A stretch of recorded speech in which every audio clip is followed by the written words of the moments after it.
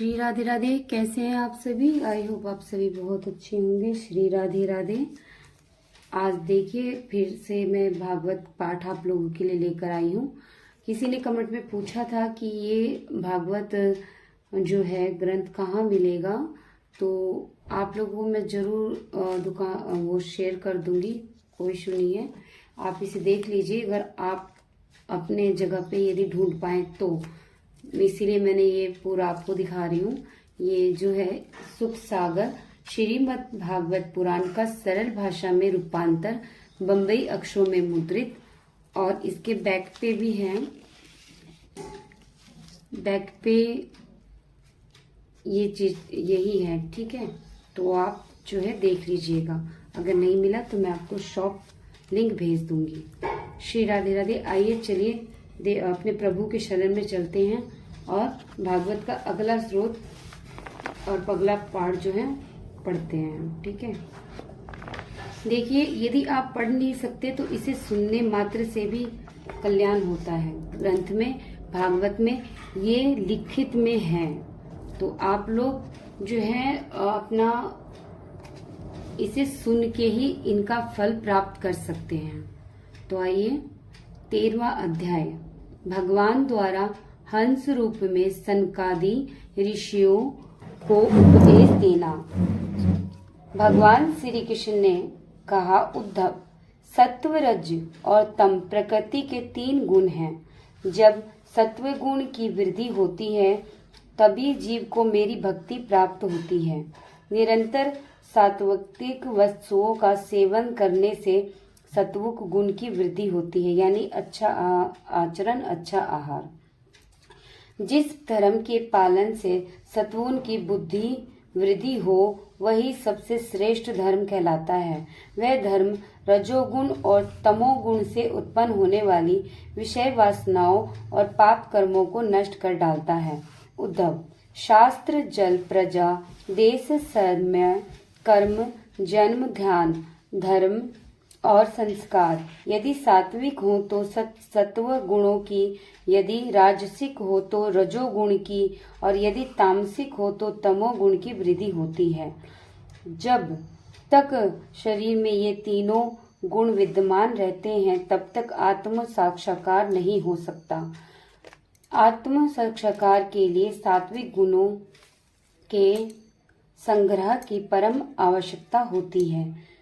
तो उद्धव जी ने पूछा भगवान से, हे भगवान, मनुष्य यहाँ जानते हुए भी कि विषय भोगों से अंततः वह विपत्तियों में ही गिरता है, उसी में लिप्त क्यों रहता है? उसे किस प्रकार मुक्त किया जा सकता है?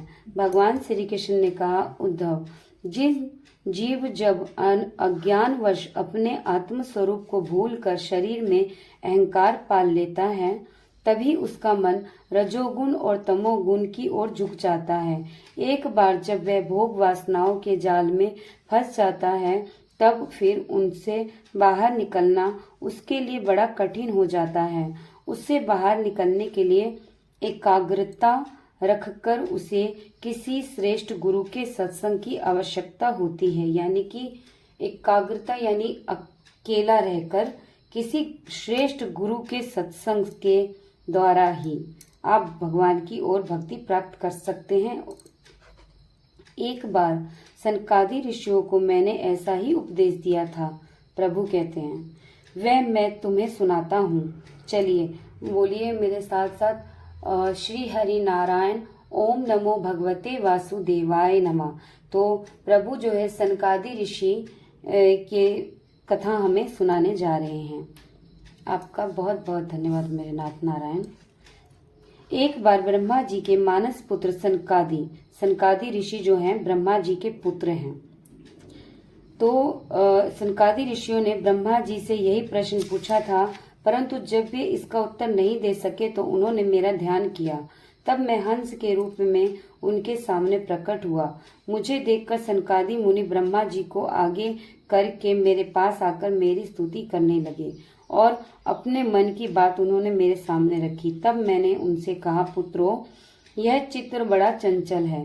ब्रह्मा सुंदर दृश्य देखकर जब यह उनके बारे में सोचने लगता है तो यह विकार ग्रस्त होकर रजोगुणी वृत्तियों को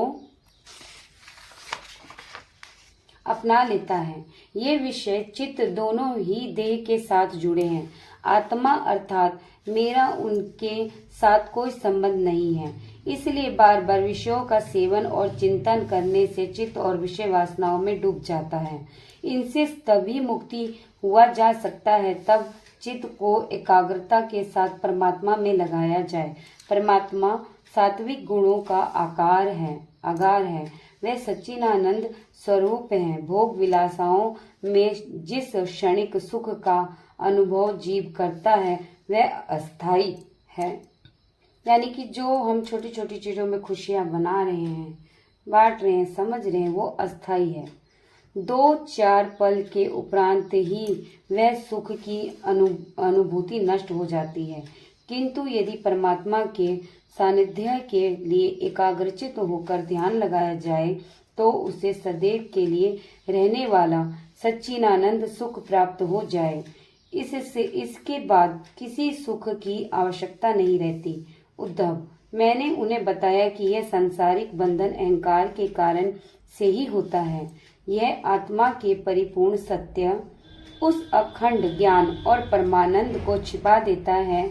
इस बात को जानकर संसार से विरक्त हो जाएं और उसकी चिंता को त्याग दें। यह सारे बंधन और पदार्थ स्वप्न में दिखाई पड़ने जैसे हैं।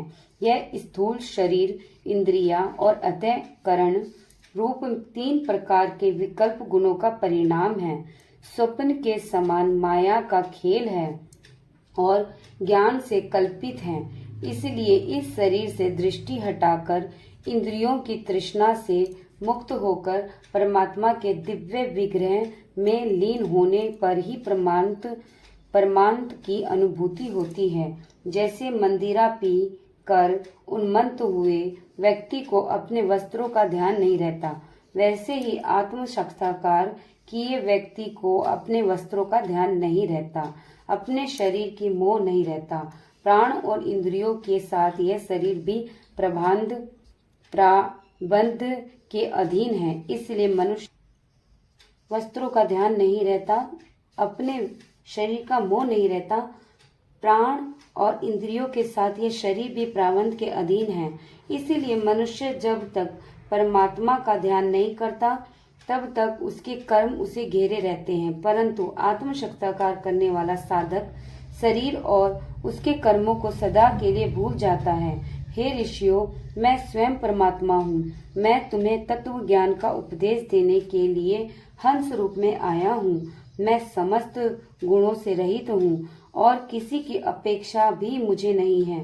फिर भी लोग मेरी उपासना करते हैं क्योंकि मैं सभी का हितैषी हूँ, प्रियतम हूँ, आत्मा हूँ। प्रिय उद्धव, इस प्रकार मैंने सनकादि मुनियों का संशय दूर किया। उन्होंने मेरी विधिवत उपासना की और मैं अंतर ध्यान होकर अपने धाम लौट गया। बोलो जय श्री हरि नारायणाय नमः। जय श्री हरि नारायणी नमः। जय श्री राधे। बहुत अच्छे पाठ पे हम लोग आए हैं। भक्ति योग की ओर ही ये दे रहा है। ये पृष्ठ जो है 792 यानी कि 792 पृष्ठ है। ये जो टोटल भागवत में जो है 8 इस भागवत में बहुत जल्दी हम द्वादश यानी कि 12वां स्कंध में आ जाएंगे। तो आप लोग बने रहिए। आप लोग पढ़ नहीं सकते, समय के अभाव में आप लोग इनको नहीं दे सकते, तो आप जो है सुनने से ही मात्र जो है आपके हर पाप, कष्ट, कलेश जो है दूर हो जाएंगे। बाकी जैसी श्री राधे की इच्छा। जय श्री राधे।